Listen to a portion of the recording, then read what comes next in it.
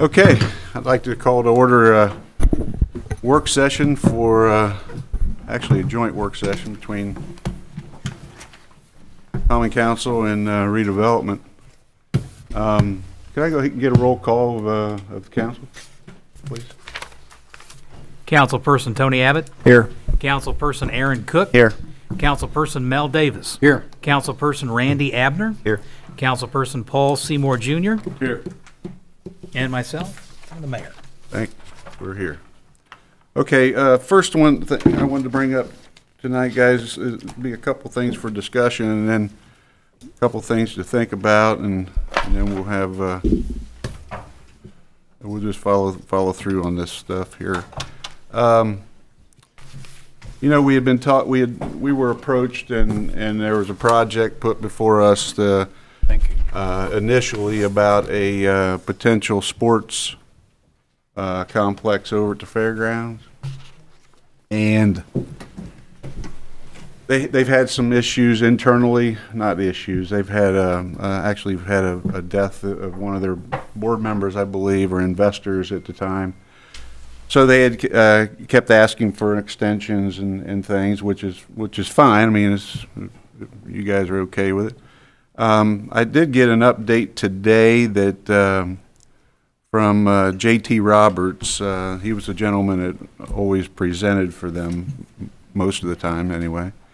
And what he's telling me is that the sports complex is Town and Country, who is the name of the organization, their number one priority at this point, but they're still dealing with the investment group that they have. So there's two groups. There's going to be a group that's going to manage it, which is Town and Country, and then there's an investment group. So what he told me was right now it's just everything's moving slowly, but I wanted to give you guys an update. That's pretty much all he wrote me in an email. So I just want to give you guys an update on that because I know it's been a little while.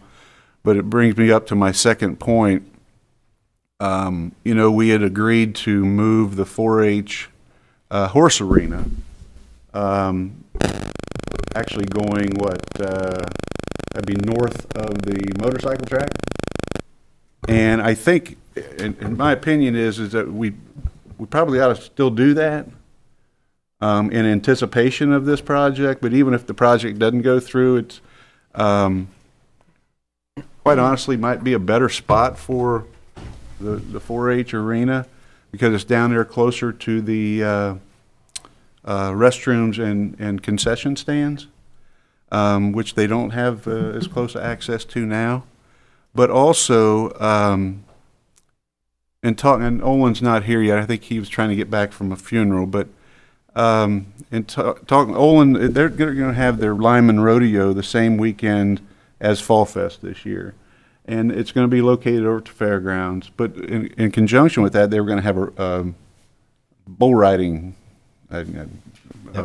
contest or whatever. Professional bull riders come in. So he proposed, and it made good sense. You know, while we're doing this 4-H arena, why don't we make it to where it could be dual purpose? Sounds logical. So currently I've got Rezo trying to do a rendering for us so we can see what it might look like because based upon the dimensions. And then also what I wanted to do was I was going to go back in front of 4-H on Monday night at their meeting and just tell them what's going on and see if they have any heartache over us. Maybe make it a dual-purpose arena. I don't know that they will. You know, especially if we're building it back for them. I mean, we're trying to solve two issues that we have with one project. So if or when I get that rendering and such, we'll have to try to put some estimates to what it will cost to do that, to move it. So we will get that to you as soon as we get that. But I just wanted to hear from you guys if you have any issues with us going ahead and getting the 4-H arena part of the project, go ahead and get that moving down the road, because I know that 4-H fair is in June, and I just wanted to make sure if you guys don't want to do it, then that's fine too. We can just leave it where it's at, and Olin can deal with the bull riding another way. But I just wanted to throw all that out there. That's what we know as of right now, and wanted to get some discussion on that. I think it's a good idea. I think that moving that, even if that sports complex doesn't come in, maybe someone else wants to, and that's more ground available for usage. That's my opinion. Well, and I know that that piece of ground where the 4-H ran, it actually belongs to the LCD, and they've agreed to deed that over to us as part, so we can make it just into one parcel for the potential sports complex. But I mean, you know, all that can be undone as well if the sports complex doesn't go through. That was the agreement we had with the LCD. But I just didn't know what you guys is feeling. If you guys are, anybody have any heartache over looking at the possibility of making this a dual purpose arena? I think it would benefit the 4-H more. So if it's going to benefit 4-H more, maybe we need to do it that way. Okay. Tony, Aaron, That's Paul? Fine with me. Yeah, especially if it helped the rodeo this year too. Yeah, think it'd be all right. So you're okay with going? We'll go at least start researching it, but we're gonna have to move on this because we want to make sure we don't put the 4-H people behind for their week this year. So I just wanted to make sure you guys were on board with that.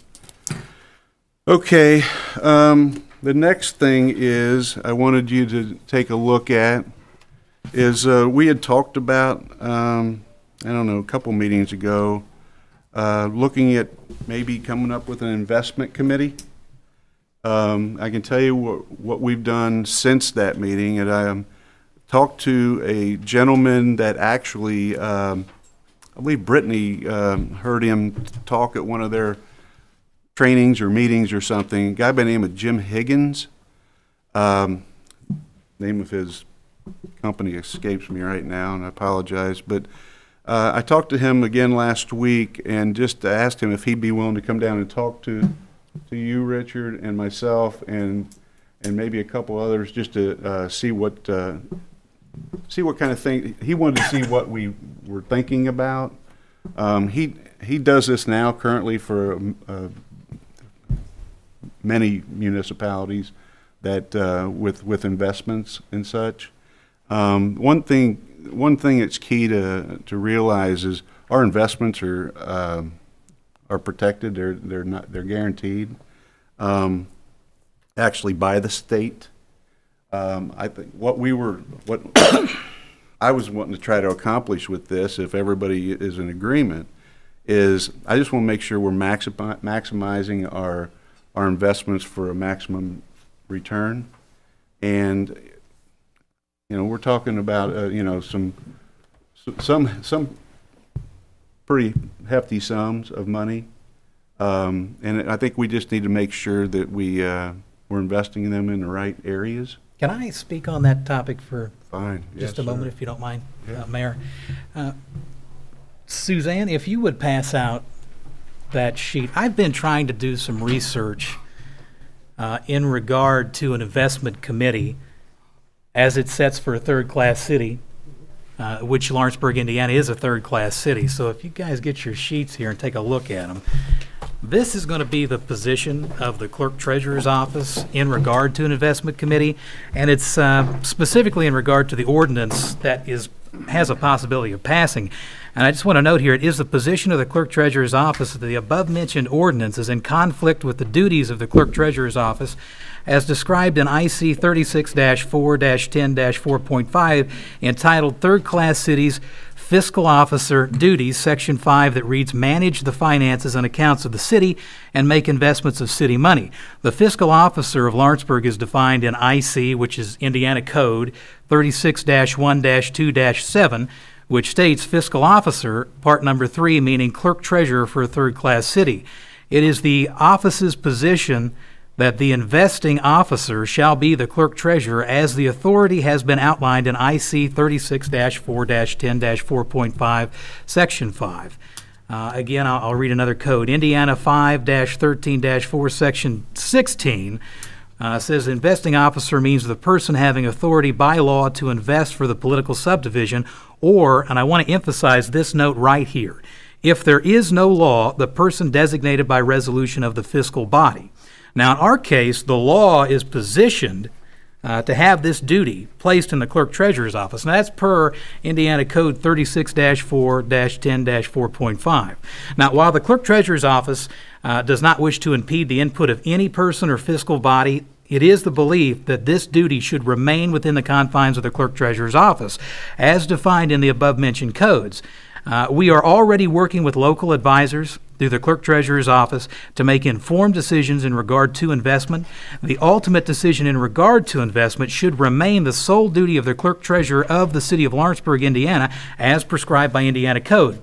Now, as clerk treasurer, I do believe that we have one of the best staffs positioned in any city in this country. I believe that 100%. I put my full faith in Suzanne and Brittany. I think they do a fabulous job.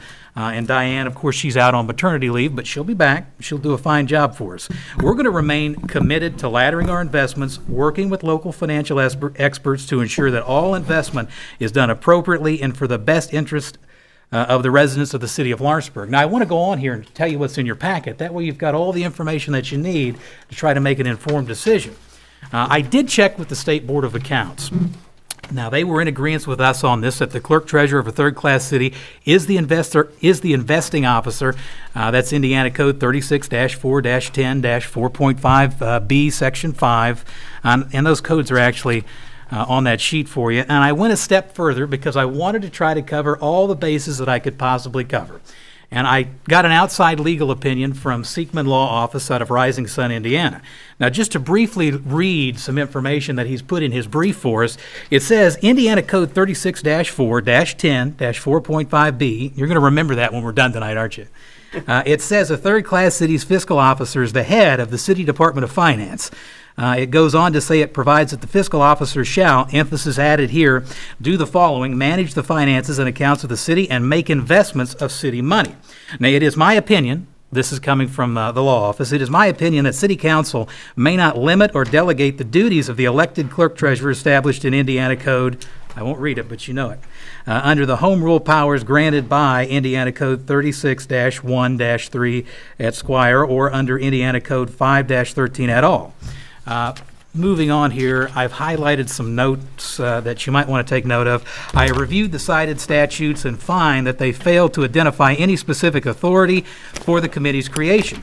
Indiana Code 5-13-7, which the ordinance that we're talking about does go back to, covers local boards of finance, and sections Indiana Code 5-13-7-1 through Indiana Code 5-13-7-3 apply to counties and consolidated cities, i.e., or an example for you, that would be Indianapolis.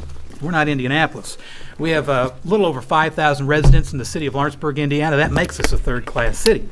Indiana Code 5-13-4-16 defines the investing officer as the person having authority by law to invest for the political subdivision, or, again, if there is no law, the person designated by resolution of the fiscal body.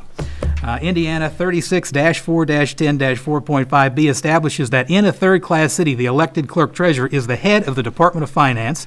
Fiscal officer for a third-class city means the elected clerk treasurer. As the city's fiscal officer, the clerk treasurer has a variety of powers and duties, which include the responsibility to manage and direct the finances and accounts of the city and make investments of city monies. He or she is the investing officer of the city and is the head of the Department of Finance. If there is a constitutional or statutory provision requiring a specific manner for exercising a power or a unit wanting to exercise the power, it must do so in that manner. So you can't use some of the codes that are in the ordinance to actually make the ordinance according to this legal opinion. He concludes here and says that it is my opinion that the common council of a third-class city may not limit or delegate the duties of the elected clerk treasurer established in the code. The creation of the Lawrenceburg Investment Committee as proposed is not within the scope of the home rule or the other cited sections of the Indiana Code for a third-class city and directly conflicts with the powers granted specifically to the elected clerk treasurer under Indiana Code 36-4-10-4.5, Section B. Any such ordinance approved by Common Council would violate state code and the Indiana Constitution and could lead to an immediate and permanent action by the clerk treasurer to declare the ordinance void and unenforceable. Now, those are not my words. I'm just reading what he's written as his conclusion. And on the back of this packet that I passed out to you, we've got our investments that we currently hold with the city of Lawrenceburg. And I wanted to put a note on there to specifically say this. The Office of the Clerk Treasurer is fully aware of current issues with the investing portfolio. We're committed to making adjustments when and where necessary. Our goals are simple. Out of that Clerk Treasurer's office, I have 3 goals. That is to ladder the investments so that the yield to maturity dates are coming up monthly, so as to assist in the availability of financial resources when needed, work closely with the financial professionals within the community to ensure that equitable investing is taking place, and provide more transparency to city council members, the mayor's office, and the residents of the city of Lawrenceburg. And I think that's been one of the major problems in the past administrations at the Clerk Treasurer's office. There's been some lack of a transparency.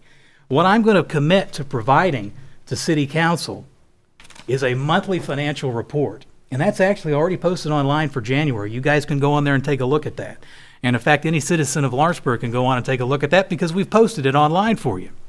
Just go to www.lawrenceburg.in.gov, go to the government section of that page, go down to the Clerk Treasurer's section, go there. You're going to see monthly financial reports. Under there, you'll see the report for January.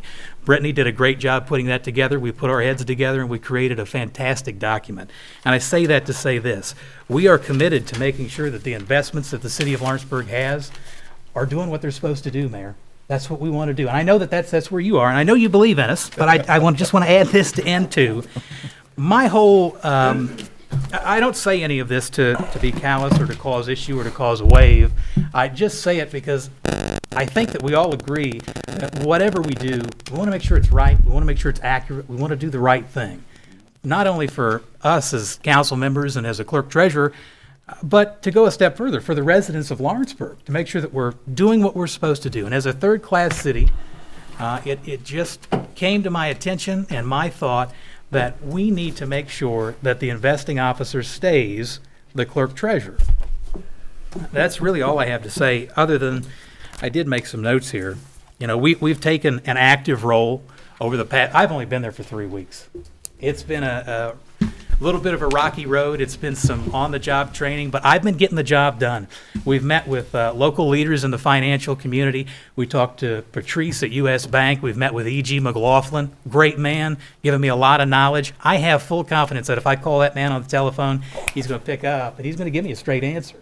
I'm sure you're all familiar with that. And of course, we're also working heavily with Tommy at U.S. Bank. His last name fails me.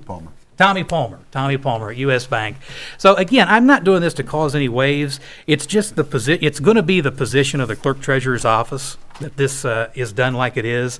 But I'm telling you, we can commit ourselves to making sure that we are giving you guys updated, accurate financial information for the city of Lawrenceburg, not only, again, for council, not only for the mayor, but for the residents of the city of Lawrenceburg. And that's what we are committed to. And if you can buy into us as a team at the clerk treasurer's office, we're going to give you what you need. I promise you that. Are you done? I'm done, Kelly. You know what? Didn't he say I am all in favor of that. I wouldn't even have brought this up tonight if I would have known that position.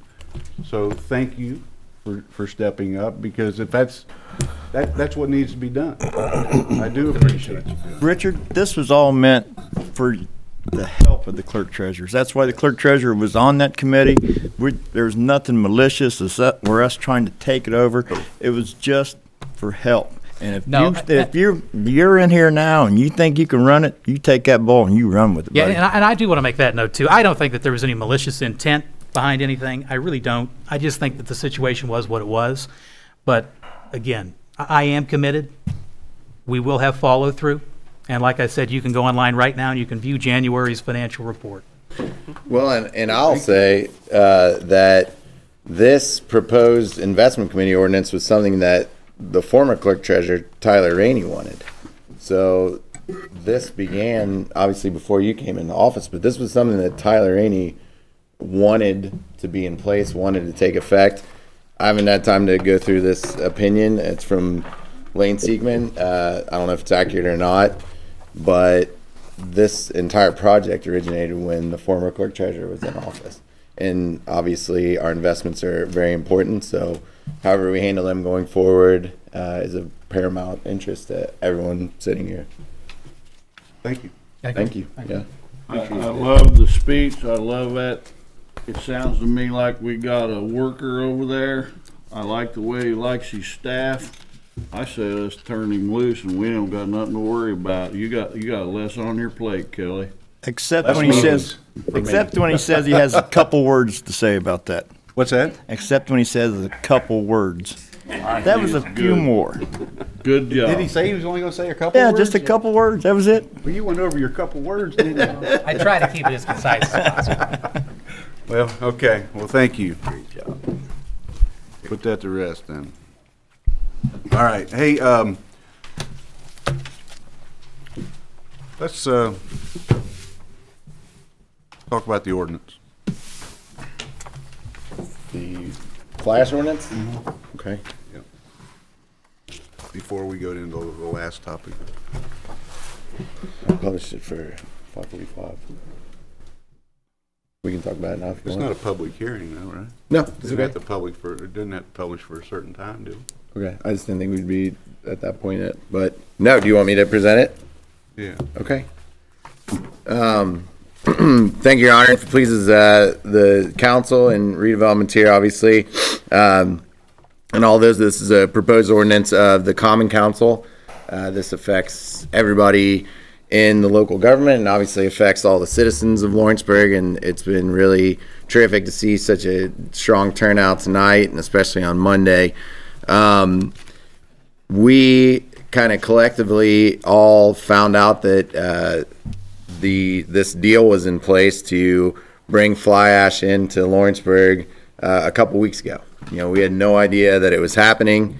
We had no idea that ELT had reached an agreement with Dayton Power and Light to transport in fly ash to the ponds that kind of exist here. And just as a little backdrop to this proposed ordinance, this new law that we would add, the Tanners Creek facility obviously had power plants and in different incarnations over the course of many years, starting in 1951. I think May of 1951 is the first version that opened up.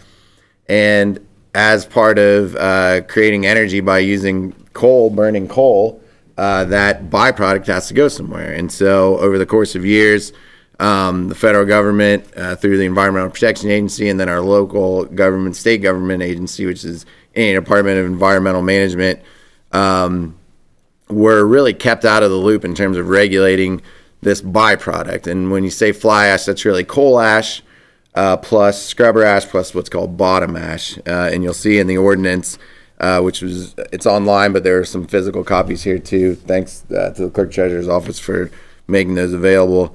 And it's this byproduct that at first was just put out into the air, and then through regulation, it was required that an electromagnetic device would be used to capture that, pull it out of the smoke when it was going out of the stacks, and then it would settle, but it had to go somewhere. And so locally in the Tanners Creek facility in Lawrenceburg, there were two what are called ash ponds that were built.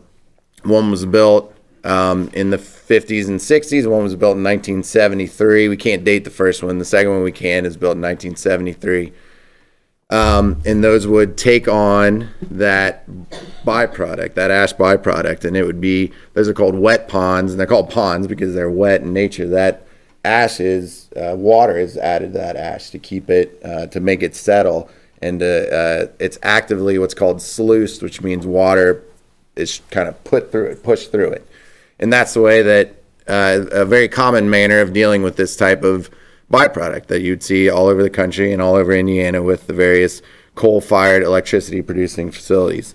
In 2008, the local group here applied for and received a permit to build a new landfill, a new line landfill that would take on the dried fly ash from these ponds and put them into this new landfill. And then obviously in 2015, May of 2015, Tanners Creek went out of business and ceased production. And so what we were left with was these two ponds and then this landfill. And because of the nature of the EPA's ability to regulate these facilities, a law wasn't created that allowed the federal government and the state government to monitor this byproduct, this fly ash, until 2015, based on two significant spills that occurred, one in Tennessee and one in North Carolina. Because the Tanners Creek facility closed in 15, those rules never applied to them. Those two existing ash ponds were grandfathered in. And so they had the empty landfill. Obviously, we all know that ELT took over ownership of that property to clean it up and prepare it for hopefully what we hope is the fourth port in Indiana. They've been communicative with us throughout that process, but not with their their attempts to bring in fly ash. They didn't tell us about that, and they had the opportunity to. So, of course, our first reaction was to go directly to the source. We went directly to IDEM just days after we learned of this and met with Rebecca Yanoshkin, who is the chief permit officer there for groundwater or for ground waste permitting. And like the mayor said on Monday night, she was prepared to make her decision basically that day or the next day, and she agreed to open that up, to extend that deadline. And we placed a call to her today because that decision still hasn't been made as far as we're aware. She's agreed to open it up to public comment, where this was not something that was subject to public comment. It was not even subject to public notice because it's considered a minor modification, which was very surprising, shocking to us because of the significance to our citizens. And the plan, as we've seen with the permit application and with the Army Corps application for constructing a conveyor system to breach the levee or cross the levee, would be to bring a significant amount of fly ash from two different facilities in Dayton, Ohio, and Adams County, from Dayton Power and Light, to bring their fly ash here to deposit it in our landfill. And of course, we're opposed to that. To that end, we have met with the IDEM permitting officer. We've met with Ports of Indiana. We reached out to the governor. We have issued our written public comments in opposition. We actually did an addendum today where we added some more information that we thought was important. But the next step that we feel is appropriate is to present this ordinance tonight for possible approval by the Common Council. This is an ordinance that would become part of our local code of municipal ordinances, would become a law in the city of Lawrenceburg. And because this was published, we published this as part of our new kind of initiative to handle ordinances in a more transparent way. We want to get them online. We want to get them out. We want to have them available at the clerk's office so everyone can read them. So hopefully everyone's had a chance to look at them and we can kind of read along. Does everyone have copies up here and on the side benches?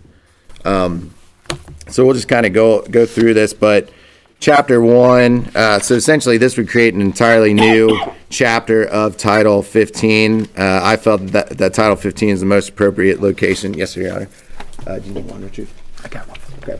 If anyone needs one, please let me know. I have some extra copies up here, but I felt that Title 15 was the most appropriate place to put this new chapter. And the chapter would be called Chapter 158, Environmental Regulations, and the first section would be the purpose. And the purpose of these environmental regulations would be to protect the health, safety, and general welfare of the citizens of Lawrenceburg, to ensure the preservation and continued use and enjoyment of the environment and ecosystem, to enhance property values and attract new residents, to ensure the viability of the corporation limits, and it is deemed essential by the city that these protections be put in place and enforced.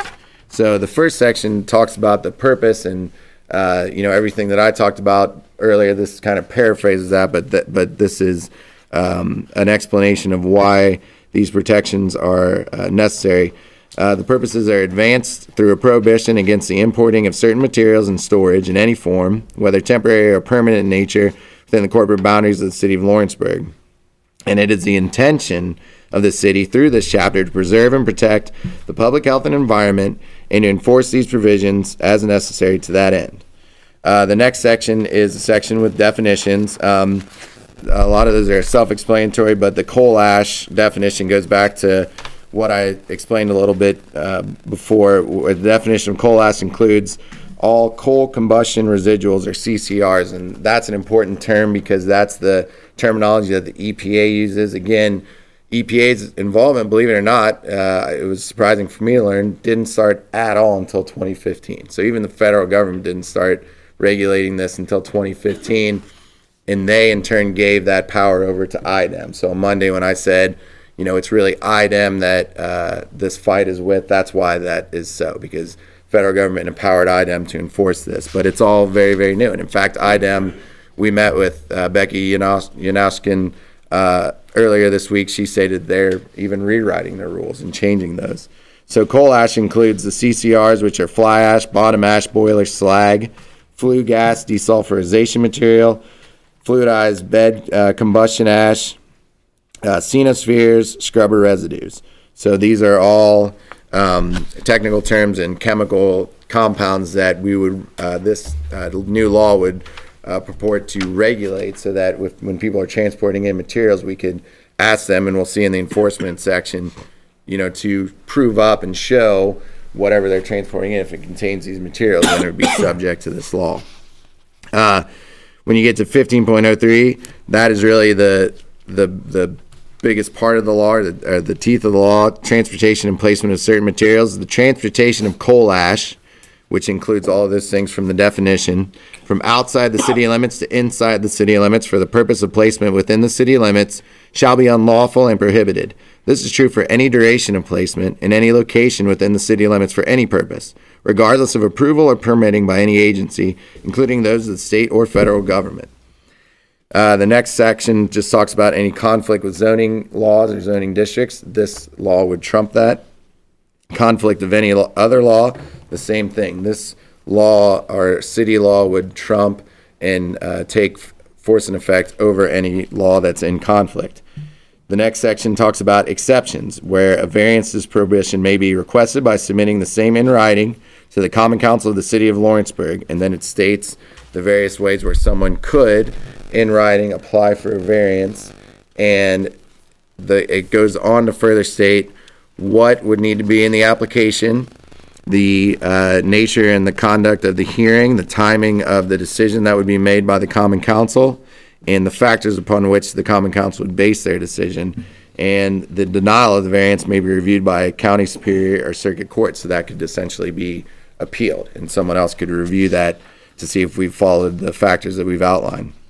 Enforcement: any person, whether as principal, agent, owner, lessee, tenant, contractor, builder, architect, engineer, or otherwise, who violates any provision of this chapter shall be immediately subject to its penalties.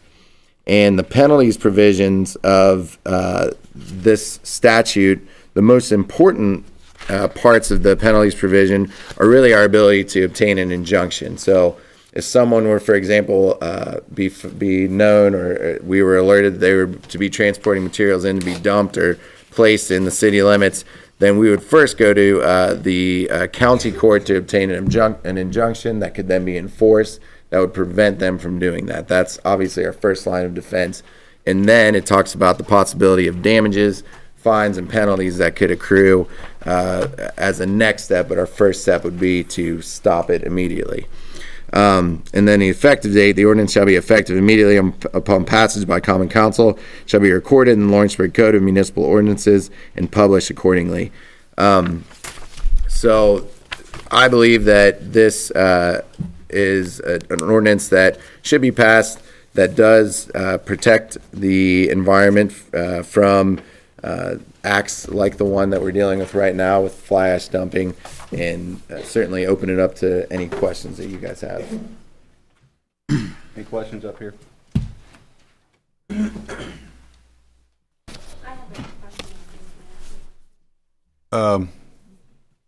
Yeah, come up to the podium, please.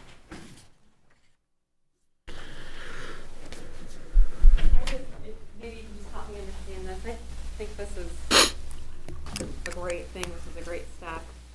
I just have questions and concerns about the exceptions. What are your concerns? Concerns would be that someone could file a variance at a later date as to accept waste and how that would be publicized, how the public would know about it. Yes, ma'am, and that's an excellent question, and that's one of the things that when you look at this, it seems like it doesn't fit because we're trying to stop a very specific problem that's occurring right now. But two things: one, we do have to look at this as a permanent part of our laws, that will protect us not just now but in the future. And two, courts that would, if this ordinance were to be challenged, a reviewing court would look upon it disfavorably if there are no avenues whatsoever for a variance. So it's important that when you pass a law that there are ways to obtain a variance to its prohibitions. However, we have crafted this variance in a way that satisfies that concern, but also creates a very stringent and specifically delineated set of criteria, the process. So this person would have to submit an application for variance in writing. We'd have to set a public hearing where everyone could attend. They'd have to present the evidence that we've required. Then there would be a debate where the applicant could make comment and members of the public could also make comment so that we would hear everyone's concerns. The Common Council would weigh all of those concerns and then make their decision in writing within 30 days. So I think that, one, that is necessary to make this law effective, and two, it does continue to provide protection. Even if it's difficult right now, I understand what you're saying. It's difficult right now to imagine any scenario where a variance would be acceptable, but there could be in the future, and this council would look at that with high scrutiny as laid out in the ordinance. How do we know that this would require how would the general public be made aware of that? We would publish it, and we know that it's required to be a public hearing because it's in the ordinance. So that's the stipulations of an ordinance like this. Well, that's what we've created. You can create any kind of review process that you like. We just wanted it to be public because we wanted to be able to, if there were such a variance hearing, it's kind of like with variances for BZA or planning and zoning, we want public comment. Anyone who would be potentially affected should be able to speak. But how do we know that this specific document requires a public hearing? Ordinance, is it written in here? I think so. I mean, I wrote it, so that was my intent, certainly, that one, it's public, two, public comment will be accepted. So hopefully that's clear. On the variance part, right? Yes, sir, Your Honor. So it is in here? Yes, ma'am.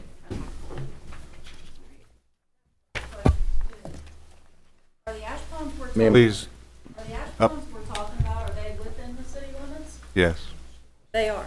yes. And should we even be passing any such things without thinking about the people downstream in Aurora? Because I know We are thinking about the people. We had an instance 2 days ago, because ever since AEP has closed down, those ponds have become dry. And with the wind that came up, it basically created a big tunnel of ash in the air. I think what you were, Creating a lot of health issues downstream, and as well, the wolves were looking over the sheep when they were testing the water before. AEP was self-testing, self-monitoring the groundwater. well, So, and we for the can't, past 2 years. we obviously, I mean, I can't speak on that because I don't want to accuse anybody of doing anything that if I don't have, Using, Yeah. it's in writing. Okay. You can look at the permits and says AEP tested their own groundwater for ash deposits. okay. And I That can't. being said, if there are any variances whatsoever that would ever come up, I would think they would due diligence and have to have an outside approved, tester that's going to test that. And I can kind of address work. that specifically, ma'am. We met with, again, Rebecca Yanoskin from IDEM. The process that's in place, because like the mayor said, we are thinking about Aurora. And in fact, one of Aurora's primary aquifers is actually in the city limits of Lawrenceburg and close to one of these pits. The process that IDEM undertakes now and that they'll continue undertake in the future is very specific. They have testing reservoirs. They have geologists that have to test the water on a monthly basis, and that will continue. So that was really important to us, so we made sure that they're doing what they're supposed to in that regard. Well, that being said, I think they should be a part of the decision-making process if anything goes in down there. Not just the Lawrenceburg board, but I think it should be a joint effort. It Well, should be Lawrenceburg and Aurora, since Well, ma'am- Aurora is the Okay, downstream. but let's look back at this ordinance we're writing. We're not talking that much about the ash ponds that are there now. We're trying to stop them from bringing more ash into us from out of state. I agree. That's what this is for. I agree. So you're But you're the expanding variance more. part The variance that part, was written the variance in part here. is for bringing ash into our state. Right. It doesn't have anything to do with what's there. See, you're missing the point. That's what I'm saying. If you bring more in, why should this board decide Because- whether or not to grant a variance when somebody else downstream is Be- going to be? because it's in our city. It's in our city. It's in our city. We can't do it for them. Lisa, They could make their we- own ordinance. We work very closely with Mayor Hastings and that group down there. We're not going to do anything in Lawrenceburg that's going to be detrimental to Aurora or Greendale or anywhere in Dearborn County. As far as letting them make decisions for what goes in our city limits and such, that's not going to. It is when it's sitting on Aurora's water supply. But we can't control that. I mean, but it's been sitting there for many, many, many years. I know. And if the plant wouldn't have shut down, ash would have been continued to been made over there and been landfilled. So all we're trying to do is do the right thing by not allowing this stuff to come in from out of state. And I'll share a little bit more information about that, but rest assured, what we're doing here is doing nothing but trying to protect our community. All right? Right. When we protect our community, if we enforce this, we also are protecting Aurora. That's the way I look at it. And we've met with- My feeling is that variance should not be granted without Well, Aurora's also granting Well, that variance. I appreciate your input. That's my input. That's Thank you. my suggestion. Okay. And we've met with Aurora, Greendale, and the county, and you saw in the Eagle today that the county is passing a very similar ordinance to ours, and I'd anticipate that Aurora and Greendale will follow suit. So it's important that everyone is protected equally. Yes, sir.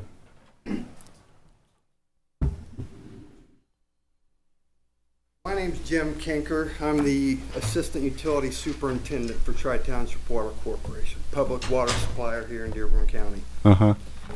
Why has not anything been done about the wellhead protection plan that you all have in place through your water utility that everybody should have in, Section 327 IAC 8-4-1. Both tiers should be completed. Every public water system has that. IDEM has had the authority for over 30 years to enforce the Safe Water Drinking Act. That's Indiana Code 13-18-16-9. Every one of these contaminants that you're listing on here are at the top of the food chain, so to speak, of what you do not want in your water. We agree. So I think that you're saying there's no way that you haven't had a way that IDEM could battle this. This is my water sector specific plan from Homeland Security and the United States EPA, which we are trained on this manual. This is the annex to the National Infrastructure Protection Plan. Okay. Water is considered critical infrastructure. So why has not any of that been implemented into this document to secure any of this, to protect not only your wells, Greendale's wells, LMS, and everybody else that has water down here in this aquifer? Well, I'll let our utility director answer that for us, please.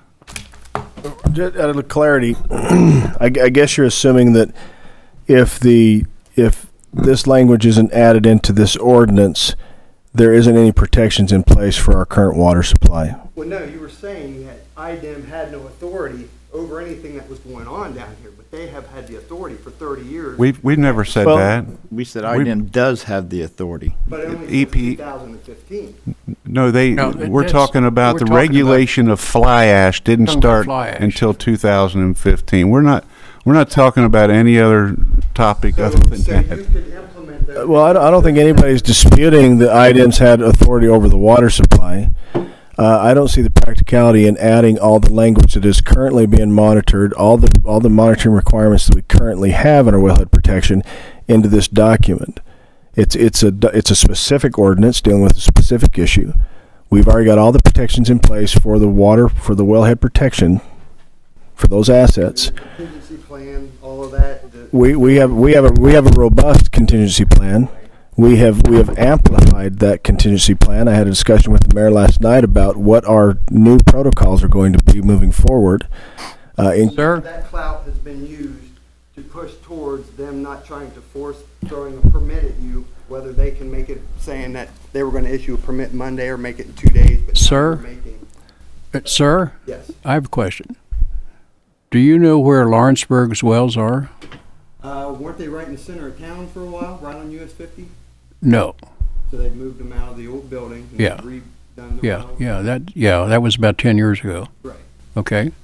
Lawrenceburg's wells are upstream of this situation. Greendale's wells are upstream of this situation. Aurora stream wells are downstream. Now, Aurora can impose that, but it does not affect our water wells. So your delineation area does not include these fly ash? No, it does not. It doesn't, but I will say that per my discussion with the mayor last night, we have instituted additional samplings of not just groundwater but surface water, so that we can try to ascertain whether or not there's been any fly ash, any heavy metals, any trace elements of those constituents in any of the water sources in and around the community. Not because we're mandated to, but because we proactively chose to.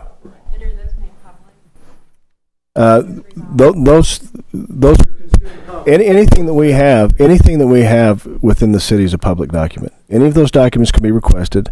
I would encourage anybody to come in and look at any of the documents that we have anytime that they'd like. We just had this conversation last night, so that wealth of information that we have not gathered yet, we soon will. See, and this just goes to impose a little bit on what the woman said earlier, that contamination possibly, even though your wells might be safe, groundwater contamination could wipe out another third of Dearborn County residents' water supply. I don't think anybody's disputing that. We're disputing not that. disputing. Right. Well, I'm just saying with those protections in place and with that enforcement power of IDEM, I don't know why you can use that to not be forced into these. Well, I think the owner of the wells have to impose that, if I remember my IDEM.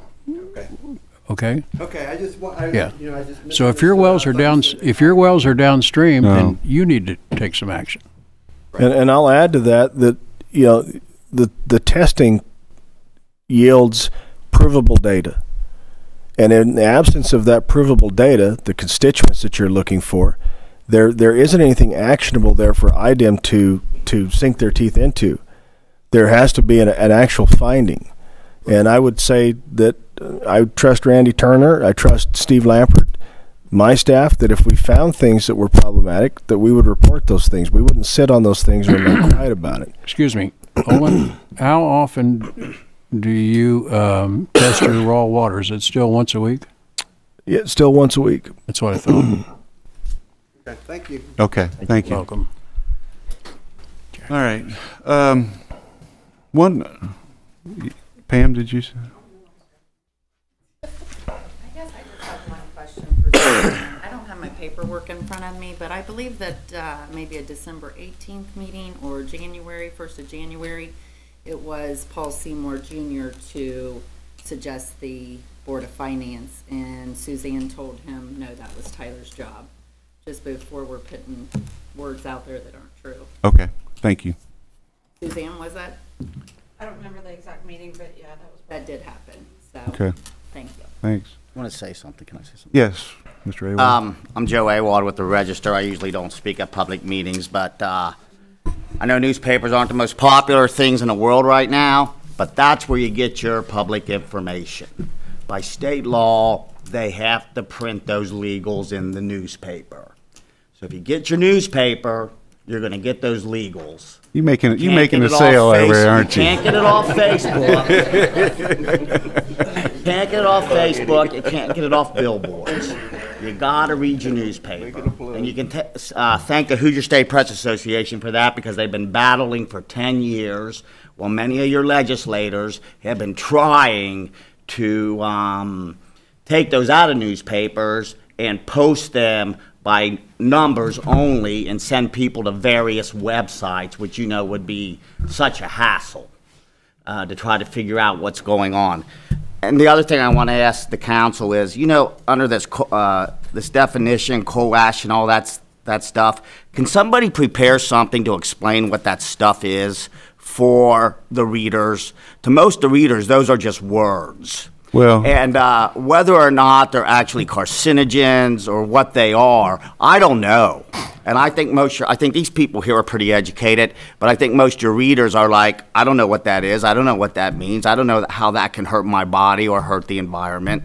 well, Are you somebody. mean the chemical makeup, Joe? Yeah, the chemical makeup, the compounds. Well, Joe, surprisingly, again, the EPA has classified this material as non-hazardous, believe it or not. As what? Non-hazardous. Extreme pressure from the Yeah. environmental scientists. They Sure. classify it as the same thing. There's all different kinds. Yeah, and I disagree with that too. How You're can they right. classify arsenic, chromium, heavy metals as Well, dangerous? let's think back. I mean, the whole reason this was considered a minor modification, which I think is ludicrous. Okay, and after all this is settled and we get the answers we want and need, my next step is going to be to go back to IDEM and tell them that they need to change their process, because there was no certified mail sent out to anybody that any of this modification was going on. Nothing. Nothing. My name has been typed on a piece of paper, a permit, along with, I believe, the 3 county commissioners, and I think Mr. Seymour's name. Folks, a week ago Friday, when that man back there on the back wall called me about the letter he got, was the first time I knew about this. Yes, ma'am. You want me to come up? Sure. I do have one question about that.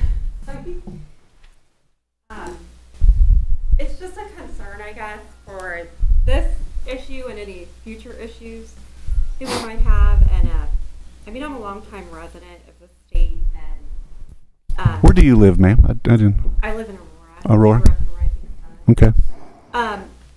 And I understand at this point, I completely understand local government doesn't have a lot of say in this. This is up to IDEM and the Army Corps of Engineers. And I also understand the most important thing right now is for us all to be, you know, making the community aware of what they need to do to try to prevent this. So we've put out information about where they need to email and what, you know, the kinds of things they need to say. And, you know, that's the most important thing right now, I think, is trying to stop this. But I am concerned about the fact that you were copied on 4 different notices, and maybe that's what you're referring to. That's why I bring this up.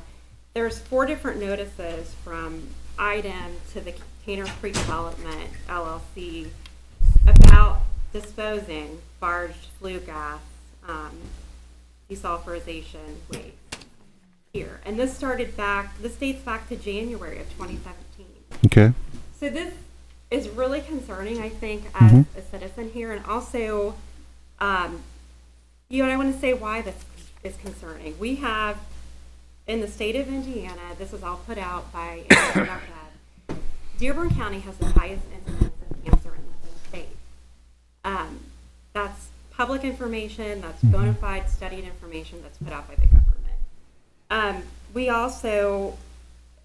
There are also EPA studies. These aren't studies just pulled off of Google or somewhere. These are real studies that say that cancer is linked more highly to people that live near these coal ash ponds, because it does leak into the water system over years and years and years. And we have very old ponds here, so that combust over years and years and years, and it's not really all that stable 30 years down the road. So I am really concerned about the fact that you guys keep saying, we didn't know about this, we didn't know about this, we're shocked about this, we didn't know. But I've got documents right here, 4 different documents, 4 different requests, 4 different Ma'am, information about permits. I don't say you don't have anything with my name on it, 'cause I just found out about it in the past few days. These are all CC'd. Mayor, City of Lawrenceburg, Director, Southeast IDEM Regional Office, obviously that's IDEM. Dearborn County Solid Waste Management District, Dearborn County Commissioners, Dearborn County Health Department. Did they say they were emails or letters sent out? I'm not sure about that, but this looks, this is a lot of information. Mhm. Hard copy. That's just very concerning. Well, and you. On the Port Authority Board. So I would think that this is a big money deal. I realize not for the city, I get that, but it is for Tano's Creek development. We're talking almost $30 million in 5 years. That's just in 5 years for disposal of this waste. And it just, you know, as somebody who grew up here and who loves the rivers and the creeks here and loves this area, and you know, has also been personally touched by cancer, as many of us I'm sure have. Mm-hmm. This is very concerning. So I'm very concerned that all of these documents went out and multiple people were copied on them, but yet you guys keep saying that you just found out about it. That's the truth, ma'am. And like I said, you keep saying you guys. I'm not on any of that paper. I think she's addressing me. No, she's saying you guys, and she's doing her hands like this. I've never been on any of those. Okay. I've been touched by cancer. You mentioned you're a citizen here. You're not a citizen of Lawrenceburg. You're a citizen of Aurora. I am 100% against this. Okay, well, this is Lawrenceburg, Indiana. Okay, I do too. I'm 100% against this, and I would appreciate if you could quit the accusations of you guys. That accentuate everybody up here, not me. Well, we can look and see exactly who it is. It's just, you know, we trust our local government. We want to trust our local government. Well, you should, because we all have families too. I've raised 6 kids in this town. I've got 11 grandkids. I live 2 blocks over, so I'm really close to it. So of course, I'm 100% against it. Can I ask you something? I mean, 'cause obviously, I mean, you're talking to me here, okay? I evidently am copied in on that. All right, my signature has not been anywhere to where I've ever had to sign off on those things. I'm telling you the facts. I did not know a thing about this. I have kids and grandkids living right in this area. There is nothing in this world that I would ever agree to or just push aside that would ever harm any of my kids or grandkids, much less anybody else in this room or this community. I don't know why I mean, listen, you have a right to ask the question. I can appreciate that. But you know what? What's most important right now is we're doing the right things to try and get this stopped. Okay? I mentioned that, and I think that is, we need to keep our eye on the ball. Right, but I don't appreciate... Can I tell you something, ma'am? If you ask any Lawrenceburg residents, I would say the majority of them feel like we're working for them. Okay? So I don't like the accusation that we're not working for our residents or our community. That is so untrue. That's not what I said. Okay. But I said it's very concerning. Yes. But you implied these important documents and that you weren't aware. Yes. And this is probably the biggest thing going on, I would say, in Dearborn County at this time. Yes, it is. So I would think you would be involved in all the information. It's not just important. It's not just Dearborn County. IDEM right now is working with the EPA on what to do with these fly ash ponds, these existing fly ash ponds. Some of them are lined and some of them are not. They don't have all the full data. They're working on it right now to come up with a plan what to do with these in the future, because all these ash ponds, even though there's some upstate from us, you talk about our water is good, There's ash ponds upstate from us that could come right down to Lawrenceburg, and then our water's no good. So it's a concern for everybody, but everybody, they don't have the answers yet, but they are working on it. Ma'am, can you state your names here for the minute? Yeah, it's Shara Schweitzer. I can give you the spelling after.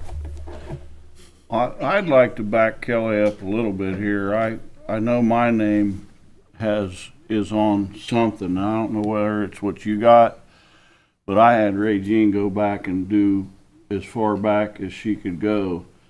I can't find any emails. We just can't find anything. It's typed on there. And I don't know how much quicker we can react to this, because I work for the Conservancy District, and we got it in the mail Thursday. I had it in the director's hands Thursday night, and first I, was dealing with it, was call from you came Friday. So from my knowledge and everything that I can find out, somehow or another, my name goes back a ways too, but it is just printed. It's not our signature. And we don't get a whole lot of mail over to Conservancy District, and I know I wouldn't have missed it. But what I'm telling you is if he says he didn't know nothing about it, I'm backing him, because I didn't know anything about it until last Thursday. This was when it hit my desk, and I don't know how we can deal with it any quicker than what we've been dealing with it. And that's just a fact. Thank you. Yes, sir. I have a quick question. I'll be brief. Yes. My name is Brian DeBruler. I'm a resident of Bride, Indiana. I was down here Monday and spoke with you guys. First, I want to applaud you for taking this step with this ordinance. It was, seemed like, we talked about that Monday night as a possibility, as a way to get this wrangled back in. I appreciate you guys taking the initiative and doing something innovative, forward-thinking for the community that you're doing, and I appreciate it very much. I just have one question with regard to the ordinance.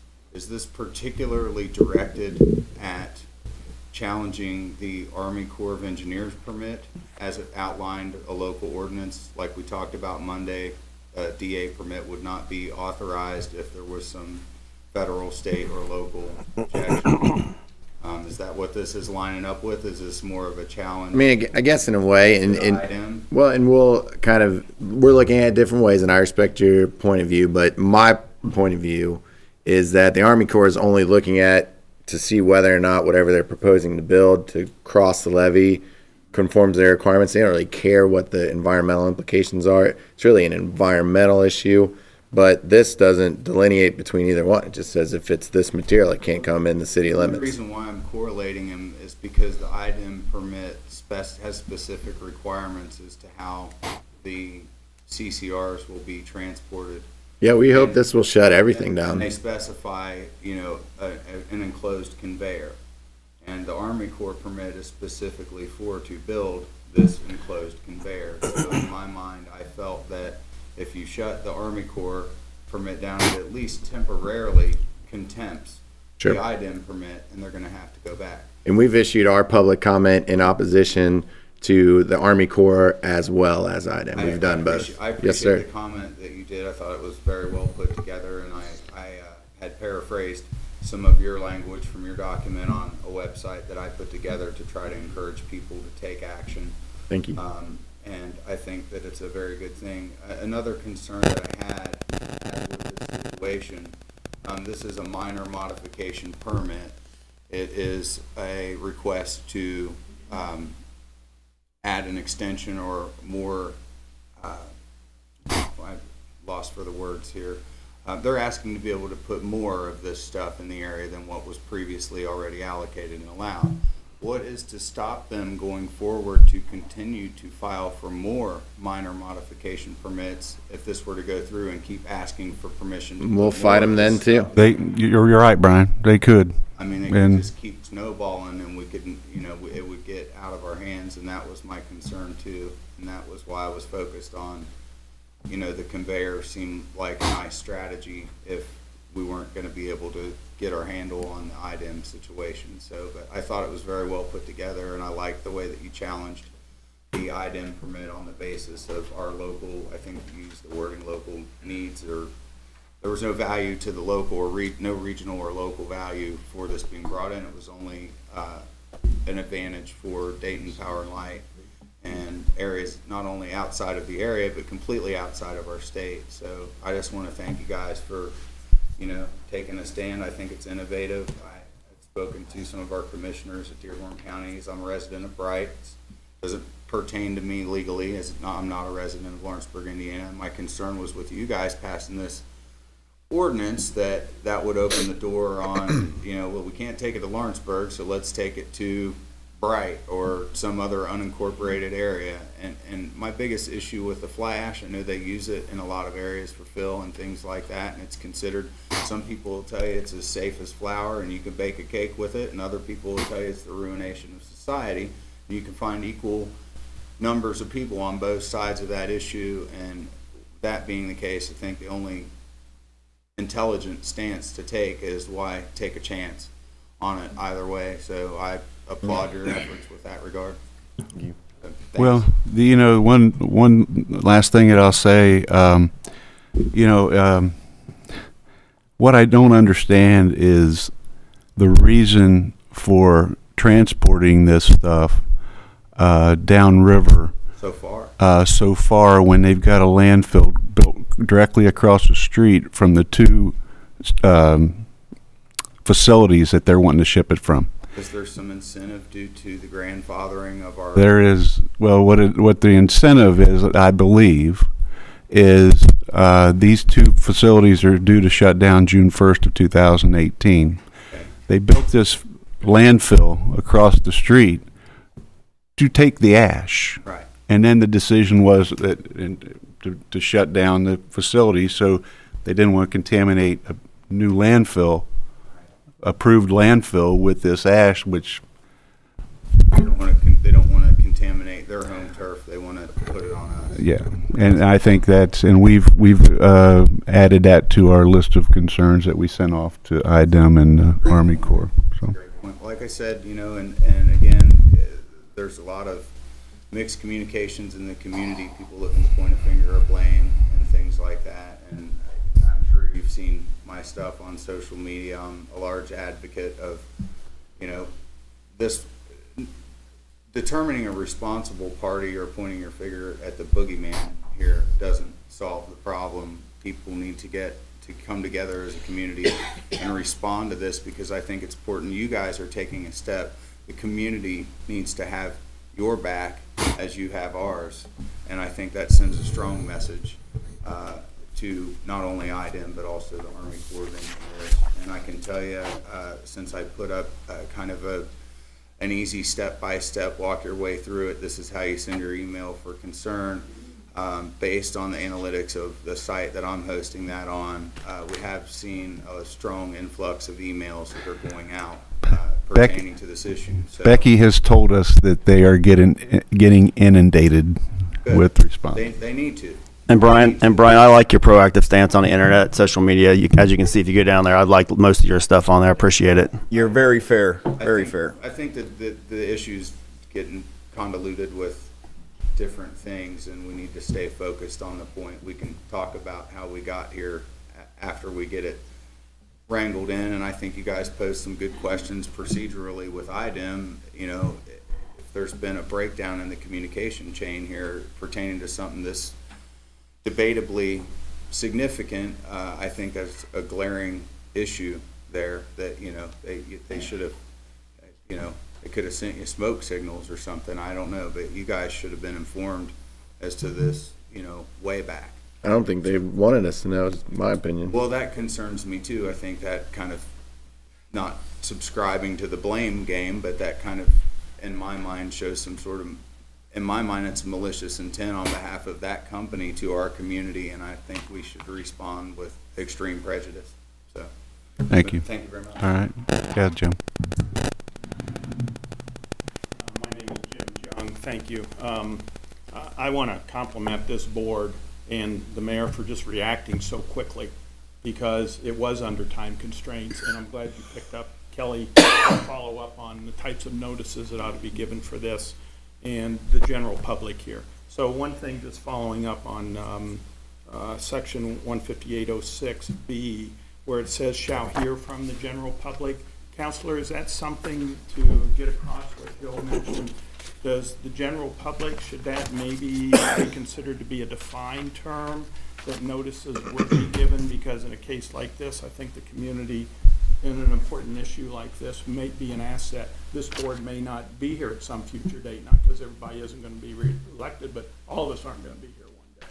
So if someone keeps pushing this type of thing in the community, Yeah, that's my only comment. No, thank you, Jim. And that was my intent, that people could come and verbally give their opinions. They could submit them in writing. But that's a huge element, obviously, as we've seen, is the public comment. So that was certainly my intent.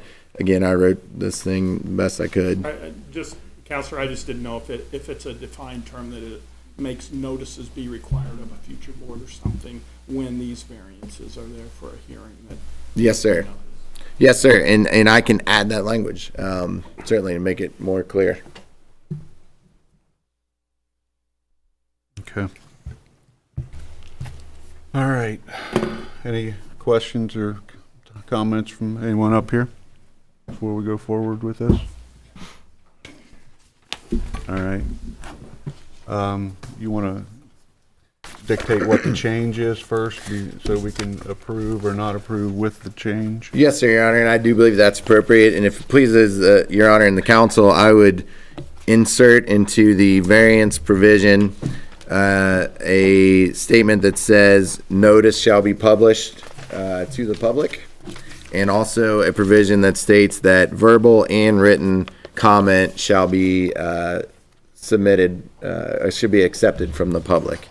And I will make that change, and we would vote on the ordinance containing those changes. And I'll go back and type those in. And can we get a corrected copy at the next meeting? Yes, sir. That's on 15806. Yes, sir. Yes.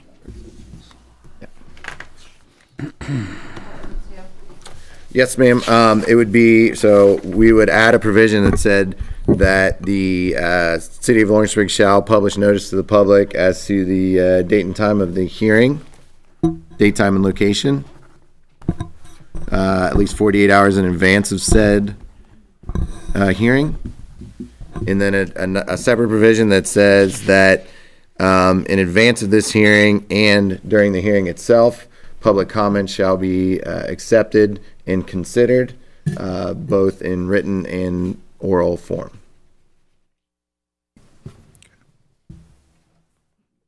All right. Okay.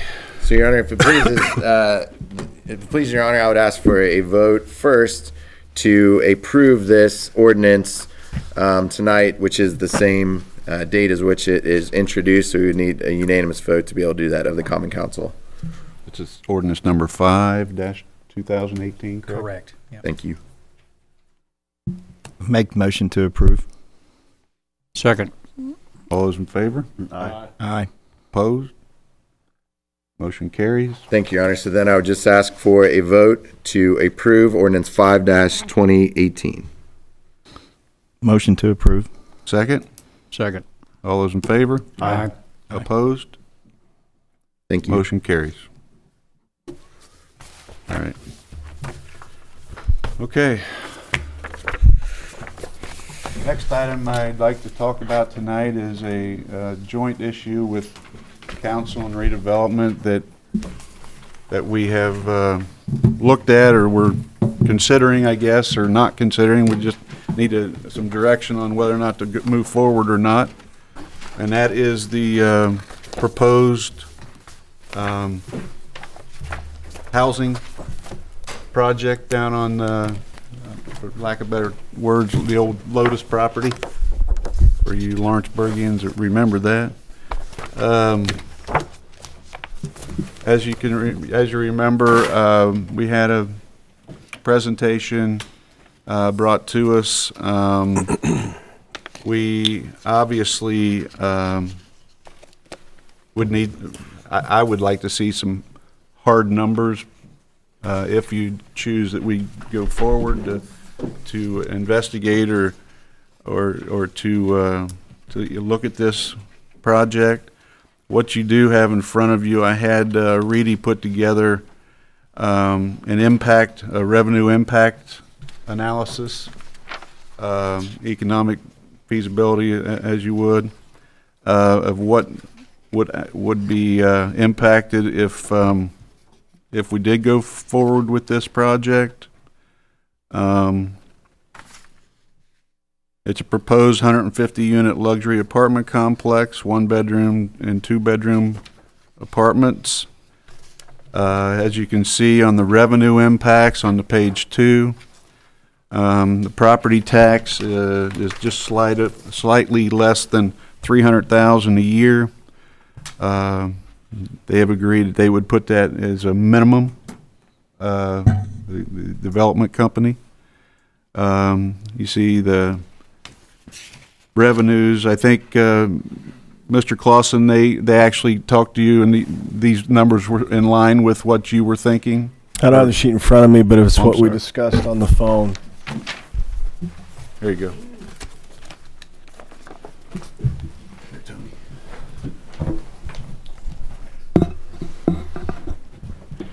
That's correct, Your Honor. Okay. I thought they said they had talked to you. We'd spoken. So annual impact of about $670,000 a year. Obviously, you can see how they multiply that out, 10-year, 20-year impact. We had talked, I guess, also about if we go forward, we would look at maybe bonding this project instead of paying cash. Bonding it would obviously would just be a payment every year that we would consider out of riverboat revenue. But in addition to that, it would be a TIF area, which $300,000 of that bond payment would be taken directly out of there. And that obviously we can set up however y'all see fit, how many years you'd want to do that. Well, I guess what I just wanted to hear from Redevelopment Council, your opinions of the project. Does it warrant us taking a deeper look at hard numbers? I'll be the first to say I like the project. I'm just I'm looking at the long-term effect of the project, more on the property tax side of things. It's a sizable investment for the city. But anyway, I'm opening it up, I guess. Redevelopment Council. Your Honor. Yes. I've got a couple comments I'd like to address, just so people could get an understanding of from the utility side. Yes. What an investment like this does.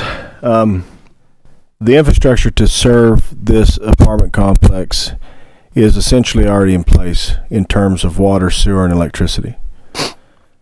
If you look at our total operating expenses for each year in the city of Lawrenceburg, we have a certain cost that is a fixed cost, and then we have certain variable costs. The variable costs shift somewhat, but you can almost project them out or anticipate what they're going to be. On the fixed costs, those numbers are really the same year to year, except for maybe some minor changes in the value of money and different things go on in the economy, but by and large they're the same each year. So pick a number. Let's say the fixed costs are $10 million for the entire system. The fact that we don't have to do anything substantial to add an additional 150 meters to the system means that those fixed and variable costs get diluted for everybody that is currently a ratepayer within the city of Lawrenceburg. That's an essential component to be able to keep rates low over time. If you don't add additional customers to the mix, when costs do go up, those same fixed costs, the increase in those fixed costs have to be covered by the same number of people, which means they go up proportionate to the people. In any utility, it is absolutely essential that you add additional people to the mix. One thing that the report doesn't show is we've got another development that's talking about coming in and building a number of homes, more in the unincorporated area. The cost to serve those homes is at such a higher contribution level that our period of time that takes to get the money back for that investment is much, much longer. I think our investment, if our math was right on this investment, we may have as much as a $500,000 on the electric side only going into the property, but it's probably going to be less than that on the electric side. And we stand to make that money back in a relatively short amount of time. And in fact, if you look at the criteria that tells us who we can and can't invest with, talking about capital that the utility has in infrastructure, there's a methodology that's associated with that. It has to meet certain criteria for us to be able to contribute capital to those facilities. This facility qualifies very easily for us to contribute money towards because we can project when we're going to be made whole. Other developments, though they're good, though I support them, such as the other one that's being talked about out in the county, we would only be able to contribute a portion of the revenues towards that because we're not going to get the money back for the ratepayers, for the people who own the system, in a 2.5-year time period, as is required by law. And so we could only front, say the number's $300,000 on the other project, we could only front a portion of that. So from a utilities perspective, these are the kinds of projects that we're excited to see. They don't cost us a lot to serve them. They're very profitable in terms of when we start to monetize the system and how quickly we monetize the system, and what it does for keeping rates lower for the rest of the existing customer base. Thanks, Owen. I couldn't have said it better myself.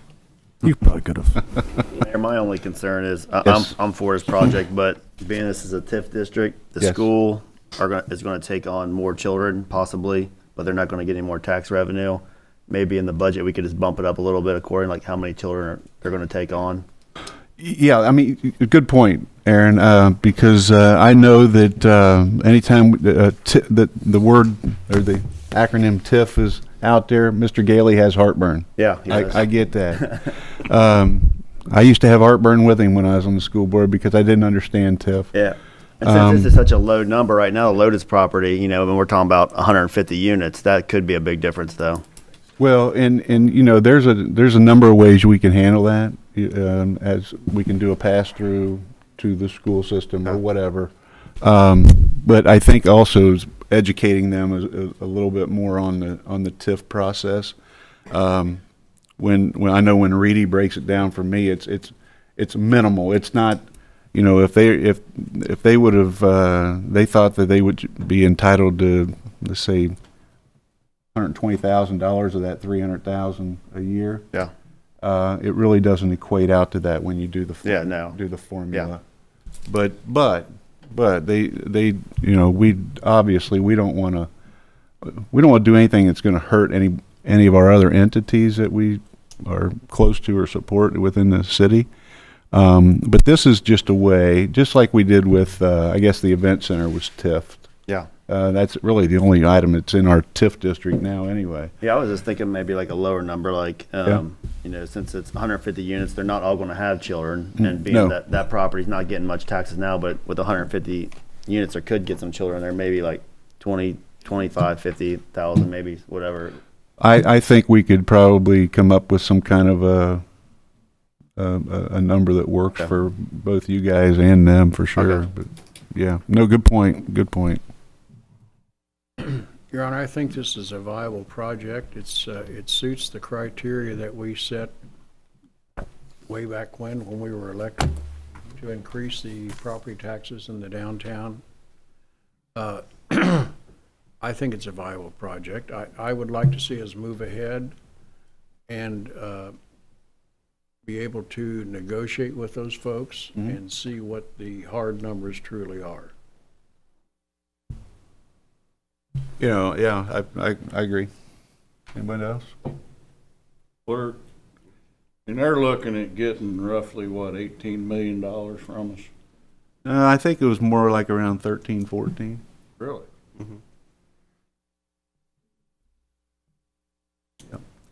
The whole project's about a $30 million project.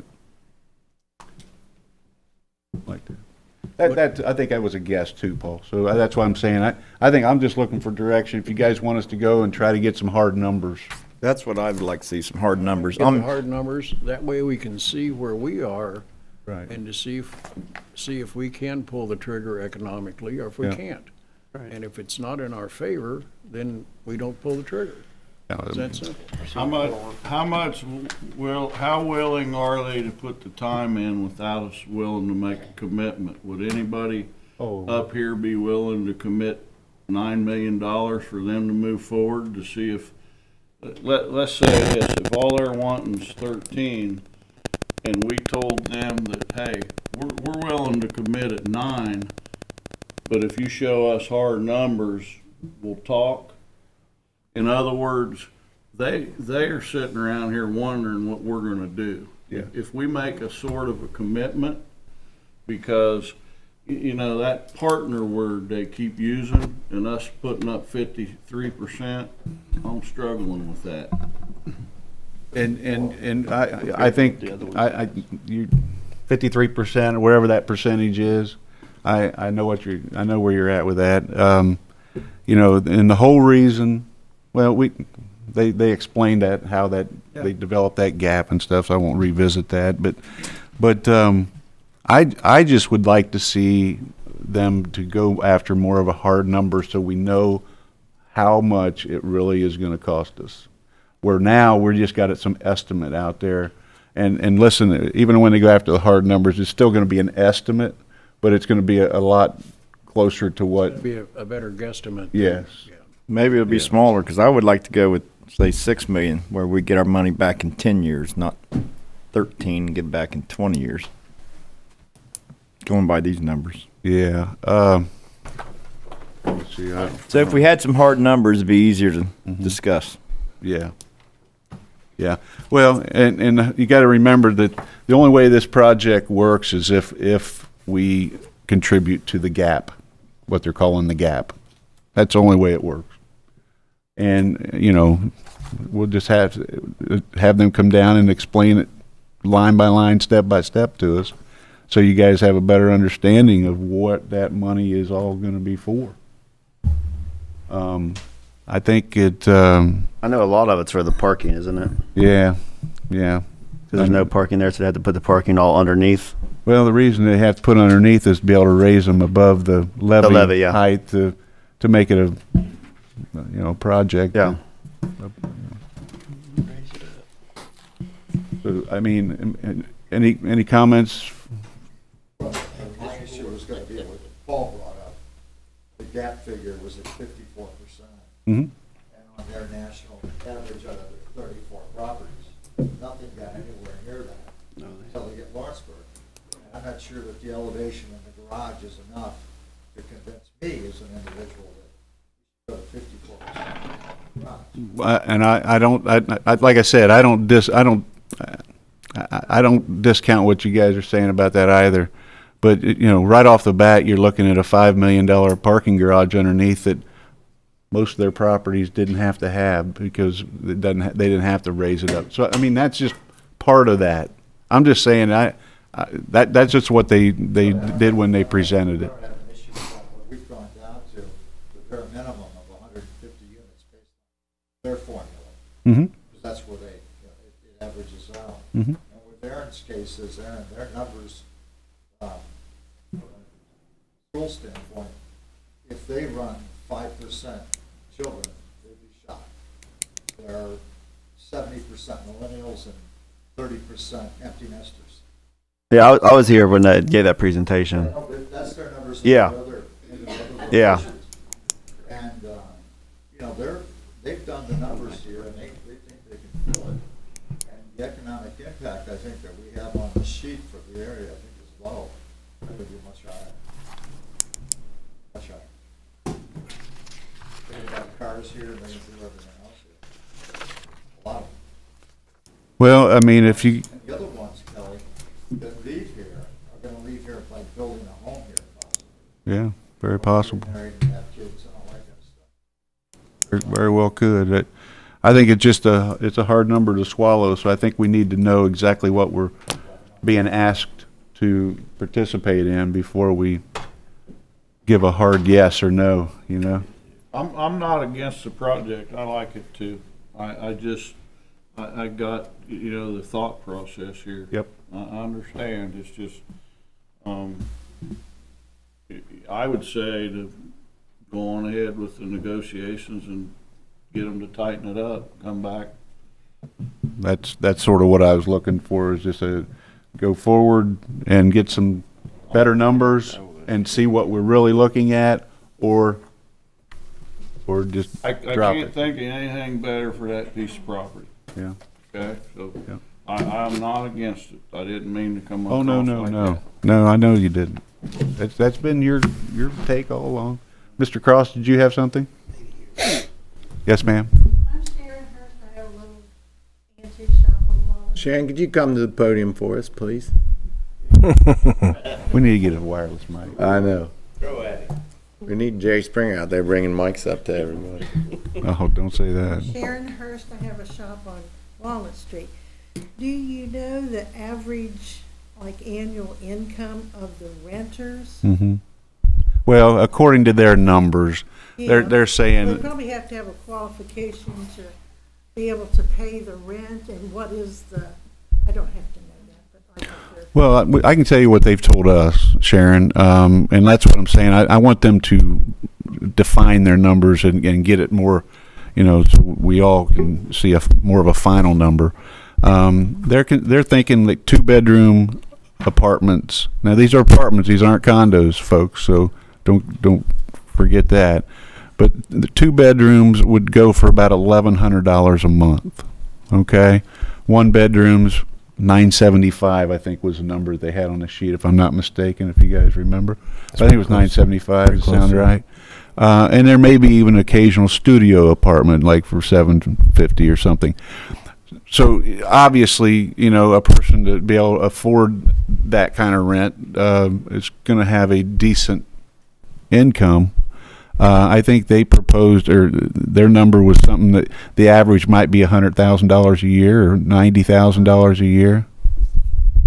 Did you guys remember that? 85 to 110. Okay. Oh, wow. So these are people, I mean, and here's another thing that they explain, and I'm sorry to cut you off, Sharon, but they figured that a third of the people would probably be people that already live here that would probably relocate to that place. A third might be from outside the city, and a third from maybe outside the community altogether. I mean, I think their breakdown that their market research, that's what they came back with. Then, if the city gives them money, the gap money, whatever, we've had a project where money was given and it wasn't done in an upscale fashion. Mm-hmm. Will there be a monitor of what's Well, being put in? Well, as everybody knows, we don't like to commit monies until the project is completed. Now, this project is a little bit different than that, but what we're hoping is they'll be willing to, any monies that they have to borrow on the project, or that they look to borrow on the project, would be borrowed here locally, is one of the things I think we're all in agreement with, to at least, you know, entertain that offer or that option. And the other was to use local people to contractors and such, and they have agreed to those terms in theory and verbally. As far as, yes, you're right, there's been some things in the past that have sort of slipped away or gotten away from us. I can assure you that this group wouldn't allow that to happen. And if you've ever seen these, they're very reputable development company. I've been to 2 of their facilities that they've built. Just a great amenity style living.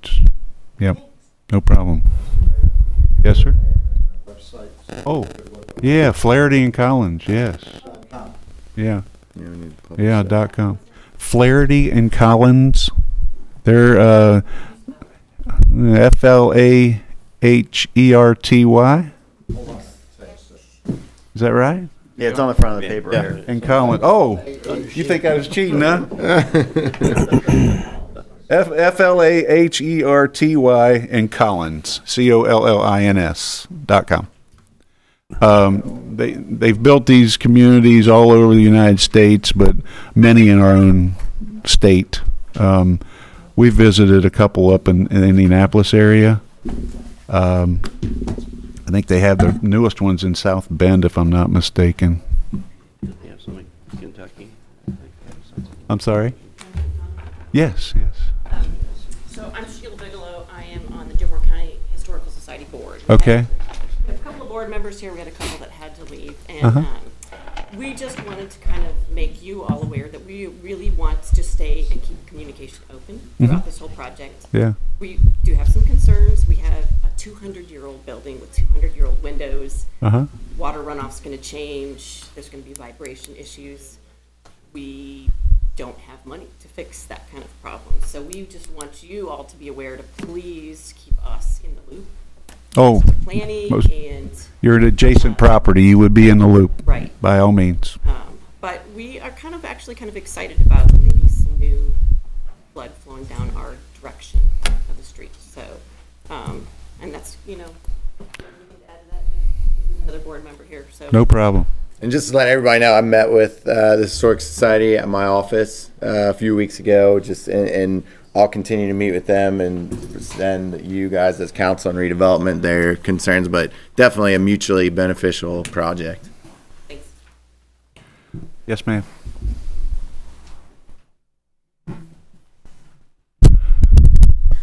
As Main Street Director, I'm very excited about this project, but I do have one comment, and you're talking about trying to tightening up the numbers, get a better idea of what it's going to cost. I'm sure the material costs are going to be a significant portion of that, and the one comment I would make is from seeing the renderings, I don't think that exterior design is the most attractive for our community. I've been through the various projects on their website, and I think Flaherty and Collins has some exterior designs that fit our community and do it justice a little better than what they have there. So I would just ask that maybe that issue be looked at also. Well, I think I'm glad you brought that up, because that was one of the things I was going to suggest as far as when they're tightening their numbers, give us some options to look at.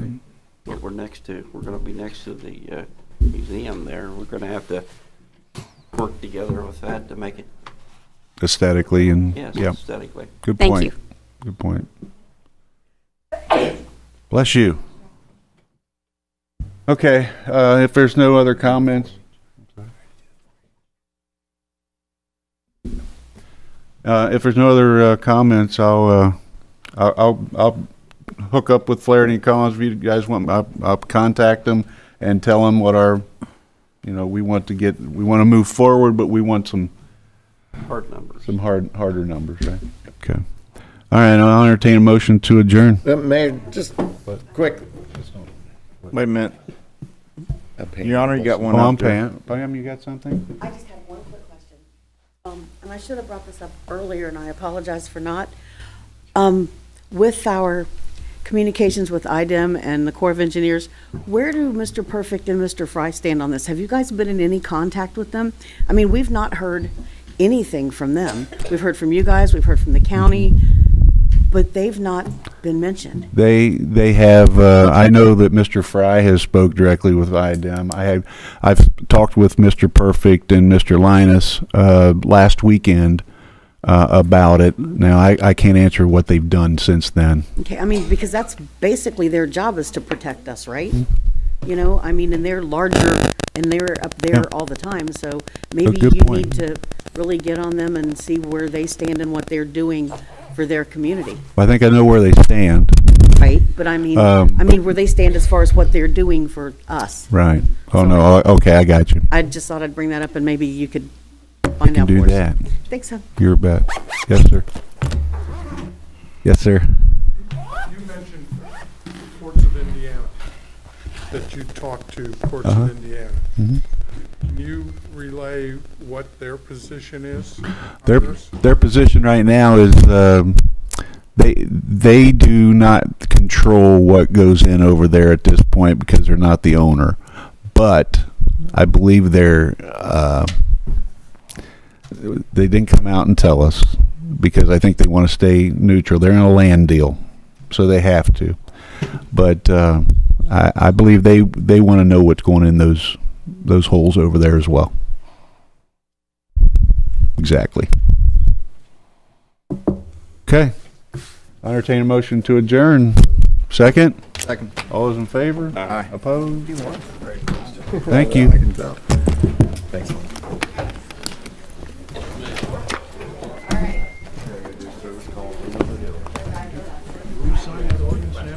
I'm gonna make those changes. Okay. So I'll get an original for y'all to sign, and I'll get copies. Changes. Feeling good now. Life stats. And what we have.